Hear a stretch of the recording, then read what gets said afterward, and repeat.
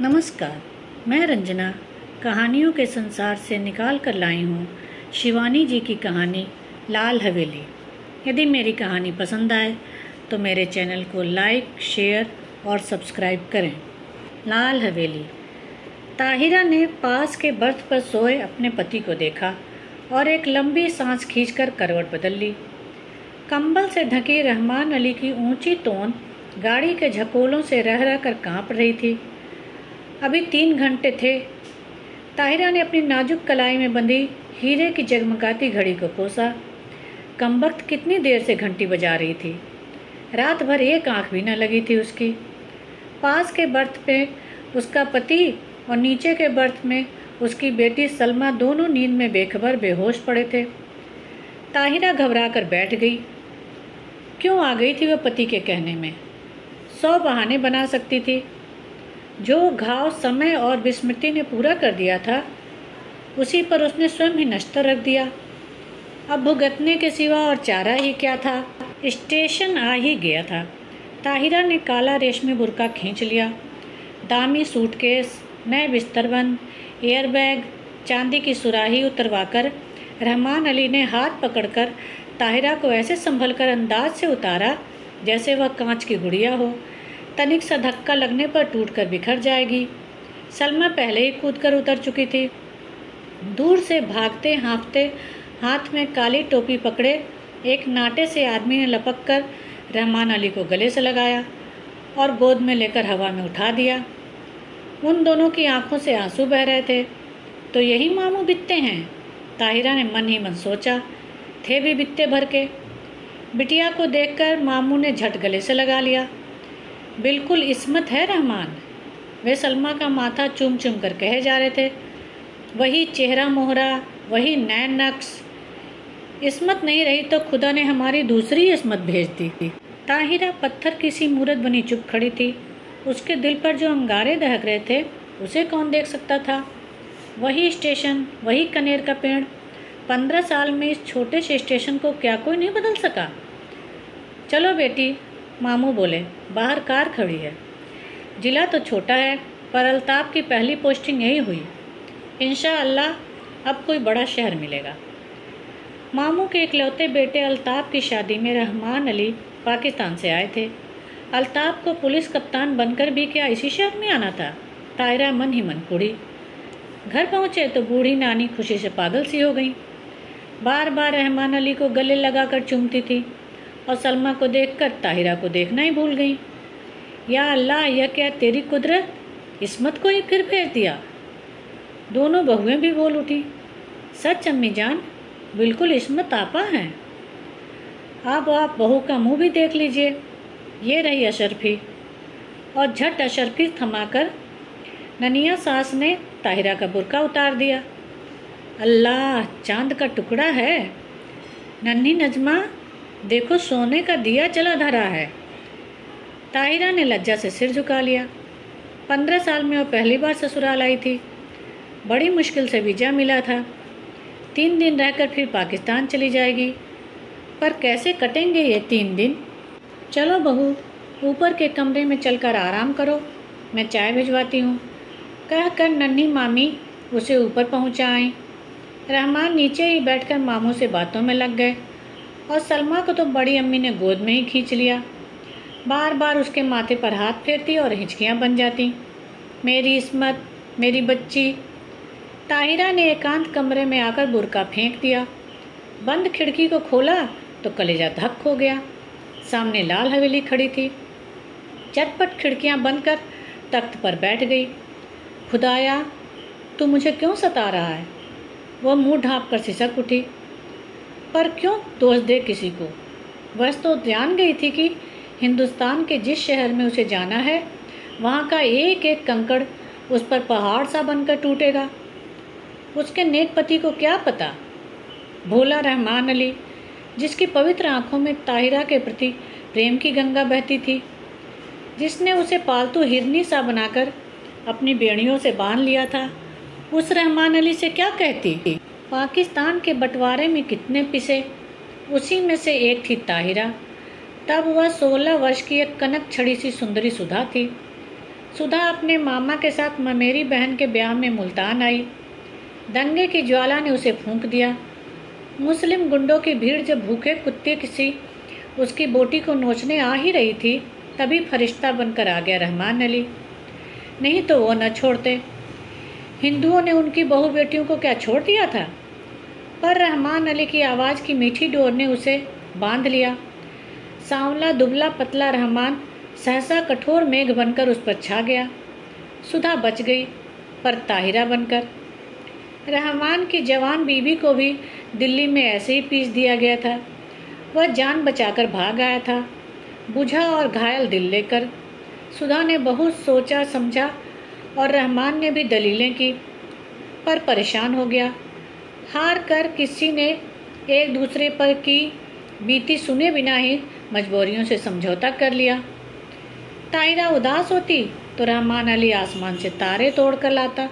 वह हंसती तो कुर्बान हो जाता। 1 साल बाद बेटी पैदा हुई तो रहा सा मैल भी धुल गया।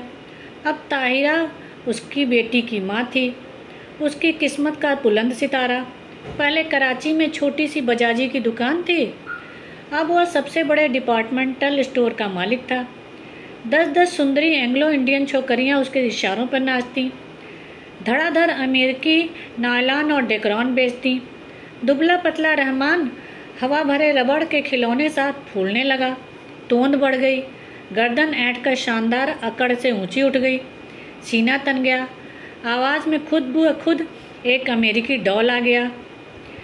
पर नीलम पुखराज से जड़ी हीरे सी चमकती दमकती ताहिरा, शीशम के हाथी दांत जड़े छप्पर खट पर अभी बेचैन करवटें ही बदलती रहती।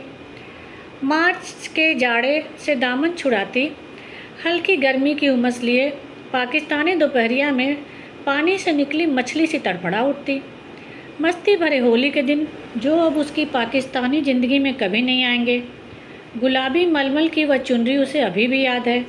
अम्मा ने हल्का सा गोटा टाक दिया था। हाथ में मोटी सी पुस्तक लिए उसका तरुण पति कुछ पढ़ रहा था। घुंघराली लटों का गुच्छा चौड़े माथे पर झुक गया था। हाथ की अधजली सिगरेट हाथ में ही बुझ गई थी। गुलाबी चुनरी के गोटे की चमक को देखते ही उसने और भी सुर झुका दिया था। चुलबुली सुंदरी बालिका नववधु से झेप झेप कर रह जाता था वह। पीछे से चुपचाप आकर सुधा ने दोनों गालों पर अबीर मल दिया था और झट चौके में घुसकर अम्मा के साथ गुजिया बनाने में जुट गई थी। वहीं से सास की नज़र बचाकर भोली चितवन से पति की ओर देखकर चट से गुलाबी सी जीभ निकाल कर चिढ़ा भी दिया था। जब वह मुल्तान जाने को हुई तो कितना कहा था उसने, सुधा मुल्तान मत जाओ। पर वह क्या जानती थी कि दुर्भाग्य का मेघ उस पर मंडरा रहा है। स्टेशन पर छोड़ने आए थे, इसी स्टेशन पर। यही कनेर का पेड़ था, यही जंगला। मामा जी के साथ गठरी सी बनी सुधा को घूंघट उठाने का अवकाश नहीं मिला। गाड़ी चली तो साहस कर उसने जरा सा घूंघट उठाकर अंतिम बार उन्हें देखा था। वही अमृत की अंतिम घुंट थी। सुधा तो मर गई, अब ताहिरा थी। उसने फिर कांपते हाथों से खिड़की खोली। वही लाल हवेली थी, उसके ससुर वकील साहब की। वही छत पर चढ़ी रात की रानी की बेल। तीसरा कमरा जहाँ उसके जीवन की कितनी रस भरी बातें थीं। न जाने क्या कर रहे होंगे, शादी कर ली होगी, क्या पता बच्चों से खेल रहे हों। आंखें फिर बरसने लगी और एक अनजाने मुँह से वह जूझ उठी, ताहिरा, अरे कहाँ हो? रहमान अली का स्वर आया और हड़बड़ाकर आंखें पोंछे ताहिरा बिस्तर बंद खोलने लगी। रहमान अली ने गीली आंखें देखी तो घुटना टेक कर उसके पास बैठ गए। बोले, बीबी क्या बात हो गई? सिर तो नहीं दुख रहा है? चलो चलो लेटो। कितनी बार समझाया है कि यह सब काम मत किया करो, पर सुनता कौन है? बैठो कुर्सी पर, मैं बिस्तर खोलता हूँ। मखमली गद्दे पर रेशमी चादर बिछाकर रहमान अली ने ताहिरा को लिटा दिया और शरबत लेने चला गया। सलमा आकर सिर दबाने लगी। बड़ी अम्मा ने आकर कहा, नज़र लग गई है और क्या? नहीं, नजमा के दहकते अंगारों पर चून और मिर्च से नज़र उतारी। किसी ने कहा, दिल का दौरा पड़ गया, आंवले का मुरब्बा चटा कर देखो।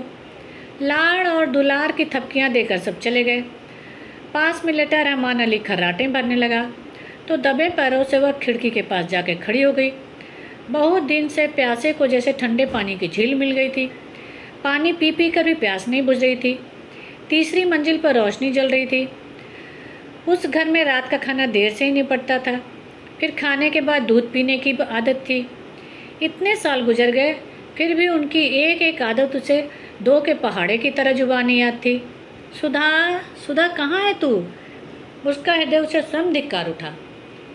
तूने अपना गला क्यों नहीं घोंट दिया? तुम मर क्यों नहीं गई कुएं में कूदकर? क्या पाकिस्तान के कुएं सूख गए थे?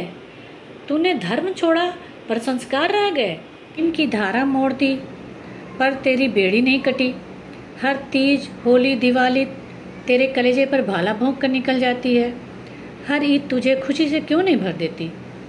आज सामने तेरे ससुराल की हवेली है, जा उनके चरणों में गिरकर अपने पाप धो ले। ताहिरा ने सिसकियां रोकने को दुपट्टा मुंह में दबा लिया। रहमान अली ने करवट बदली और पलंग चरमराया। दबे पैर रखती ताहिरा फिर लेट गई। सुबह उठी तो शहनाइयाँ बज रही थीं। रेशमी रंग बिरंगी गरारा कमीज, अबरखी चमकते दुपट्टे, हिना और मोतिया की गमक से पूरा घर मह मह महक रहा था। पुलिस बैंड तैयार था। खाकी वर्दियाँ और लाल तुर्रम के साफे सूरज की किरणों से चमक रहे थे। बारात में घर की सब औरतें भी जाएंगी। एक बस में रेशमी चादर तान कर पर्दा खींच दिया गया था। लड़कियां बड़ी बड़ी सुरमेदार आंखों से नशा सा बिखेरती एक दूसरे पर गिरती पड़ती बस पर चढ़ रही थी। बड़ी बूढ़ियां पान दान समेटकर बड़े इत्मीनान से बैठने जा रही थी। पीछे पीछे ताहिरा काला बुर्का ओढ़कर ऐसी गुमसुम चली जा रही थी कि जैसे सुध बुध खो बैठी हो। ऐसी ही एक सांझ को वह दुल्हन बनकर इसी शहर में आई थी। बस में सिमटाई लाल चूनर से ढकी आज था स्याह बुर्का, जिसने उसका चेहरा ही नहीं पूरी पिछली जिंदगी को अंधेरे में डुबो कर रख दिया था। अरे, किसी ने वकील साहब के बुलवा भेजा या नहीं? बड़ी अम्मी बोली और ताहिरा के दिल पर नश्तर फिरा। दे दिया अम्मी, मामू जान बोले। उनकी तबीयत ठीक नहीं थी, इसी से नहीं आए। बड़े नेक आदमी हैं। बड़ी अम्मी ने डिबिया खोलकर पान मुंह में भरा, फिर छाली की चुटकी निकाली और बोली, शहर के सबसे नामी वकील के बेटे हैं, पर आस न औलाद। सुना एक बीबी दंगे में मर गई तो फिर घर ही नहीं बसाया। इधर बड़ी धूमधाम से ब्याह हुआ। चांद सी दुल्हन आई। शाम को पिक्चर का प्रोग्राम बना। नया जोड़ा, बड़ी अम्मी, लड़कियां, यहाँ तक कि घर की नौकरानियाँ भी बन ठन कर तैयार हो गईं, पर ताहिरा नहीं गई। उसका सिर दुख रहा था। बेसिर पैर के मोहब्बत के गाने सुनने की ताकत उसमें न थी। अकेले अंधेरे कमरे में वह चुपचाप पड़ी रहना चाहती थी। हिंदुस्तान, प्यारे हिंदुस्तान की आखिरी सांझ। जब सब चले गए तो तेज बत्ती जलाकर वह आदमकद आईने के सामने खड़ी हो गई। समय और भाग्य का अत्याचार भी उसका अलौकिक सौंदर्य नहीं लूट सका। वही बड़ी बड़ी आँखें, गोरा रंग और संगमरमर सी सफ़ेद देह। कौन कहेगा कि वह एक जवान बेटी की माँ है? कहीं पर भी उसके पुष्ट यौवन ने समय से मुंह की नहीं खाई थी। कल वह सुबह 4 बजे चली जाएगी। जिस देवता ने उसके लिए अपना सर्वस्व त्याग कर वैरागी का वेश धर लिया, क्या एक बार भी उनके दर्शन नहीं मिलेंगे? किसी शैतान नटखट बालक की भांति उसकी आंखें चमकने लगीं। झटपट बुर्का ओढ़ वह बाहर निकल आई। पैरों में बिजली की गति आ गई, पर हवेली के पास आकर वह पसीना पसीना हो गई। पिछवाड़े की सीढ़ियाँ उसे याद थीं, जो ठीक उनके कमरे की छोटी खिड़की के पास आकर रुकती थी। एक एक पैर 10-10 मन का हो गया। कलेजा फटकर मुंह को आ गया। पर अब वह ताहिरा नहीं थी। वह 16 वर्ष पूर्व की चंचल बालिका नववधु सुधा थी, जो सास की नज़र बचाकर तरुण पति के गालों पर अबीर मलने जा रही थी। मिलन के उन अमूल्य क्षणों में सैयद वंश के रहमान अली का अस्तित्व मिट गया। आखिरी सीढ़ी आई। सांस रोककर आंखें मूंद वह मनाने लगी, हे विल्वेश्वर महादेव, तुम्हारे चरणों में यह हीरे की अंगूठी चढ़ाऊंगी। एक बार उन्हें दिखा दो, पर वे मुझे न देखें। बहुत दिन बाद भक्त ने भगवान का स्मरण किया था। कैसे न सुनते। आंसुओं से अंधी सुधा ने देवता को देख लिया। वही गंभीर मुद्रा, वही लट्ठे का एक बर्रा पजामा और मलमल का कुर्ता। मेज पर अभागिन सुधा की तस्वीर थी जो गौने पर बड़े भैया ने खींची थी। जी भर कर देख पगली और भाग जा, भाग ताहिरा भाग। उसके कानों में जैसे स्वयं भोलेनाथ गरजे। सुधा फिर डूब गई। ताहिरा जागी। सब सिनेमा से लौटने को होंगे। अंतिम बार आंखों ही आंखों में देवता की चरण धूलि लेकर वह लौटी और विल्वेश्वर महादेव के निर्जन देवालय की ओर भागी। न जाने कितनी मनौतियाँ मांगी थी इसी देहरी पर। सिर पटक कर वह लौट गई। आंचल पसार कर उसने आखिरी मनौती मांगी, हे भोलानाथ, उन्हें सुखी रखना, उनके पैरों में कांटा भी न गड़े। हीरे की अंगूठी उतार कर चढ़ा दी और भागती हाँफती घर पहुंची। रहमान अली ने आते ही उसका पीला चेहरा देखा तो नब्ज पकड़ ली। देखूं, बुखार तो नहीं है। अरे अंगूठी कहाँ गई?